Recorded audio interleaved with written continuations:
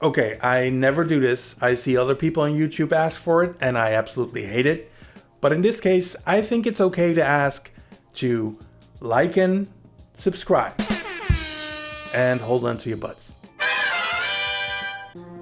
Daddy, are we gonna die?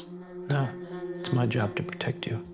After his father's mysterious disappearance and presumed death, a guy named Blake heads to his childhood home deep in the woods of Oregon. He brings his wife and daughter along for the ride, but before they even make it to the house, they're attacked by what can only be described as a wolfman. They barely make it to the house, but not before Blake is wounded by the manimal, and now he seems to be changing. What?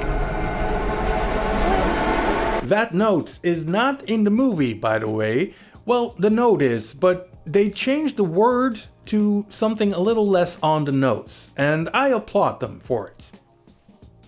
I liked this movie. It's a solid, straightforward, old-fashioned horror film. Of course, it doesn't come close to films like Nosferatu or The Shining or Hereditary, but I love a horror movie with a simple premise. It isn't very subtle about its theme, which is clear from the get-go, but it is effective. In this story, we have a man whose father was very tough on him, which led to a strained relationship. Now 30 years later, he's doing the exact opposite with his daughter, and they do have a special bond. The tragedy of this film is, of course, him turning into a literal monster against his will. It's all very obvious and very surface level, but in this case, the actors bring so much emotional depth to the roles that it adds real weight to the story. I also really appreciated how the transformation into the Wolfman was handled, because it's not quick. It's drawn out and painful, like a horrible sickness taking over. And the film does a great job of showing how Blake's transformation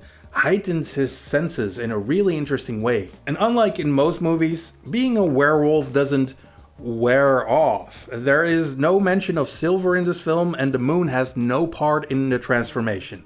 Once you're a wolf, you stay a wolf. Christopher Abbott is very good in this film. At a certain point, he's unable to speak with his family, which reminded me a lot of an episode of The Simpsons. Go home, boy. Go home. Blah, blah, blah, blah, blah. Can you understand me? And from that point on, his performance is entirely physical, and it's very believable. Also, kudos to the casting director for finding a child actor to play a young Blake who looks exactly like him. I'm also very glad this film is rated R. Unlike most Blumhouse movies, it's very bloody and gory. In fact, there was one scene that even made me a little queasy, and I don't get grossed out easily. And that's all due to the quality of the practical effects and sound design. Combined with Christopher Abbott's performance, it all feels very realistic. There are a few jump scares, but the movie doesn't rely on them.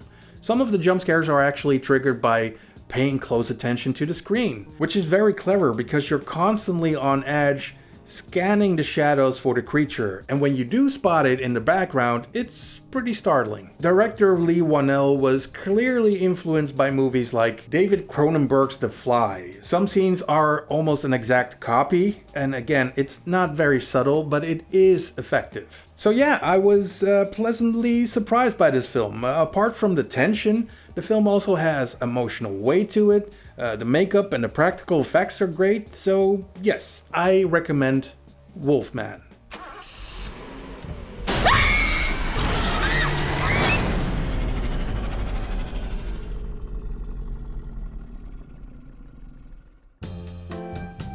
It's a shame this movie wasn't released in October. It would be perfect for Halloween. Why can't werewolves tell time? Because it's not a wenwolf. What do you call it when a wolfman redesigns his house? Feng Shui. I taught a werewolf how to meditate. Now he's a werewolf. What do you call a werewolf who says